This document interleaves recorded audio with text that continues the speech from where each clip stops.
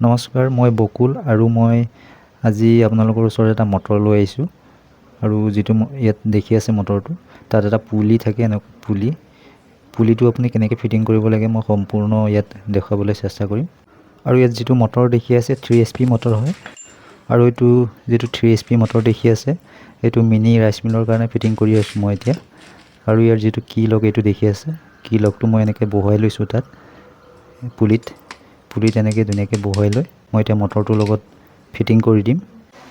গতিকে ভিডিঅ'টোত চাই থাকিব কেনেকৈ ফিটিং কৰা হয়।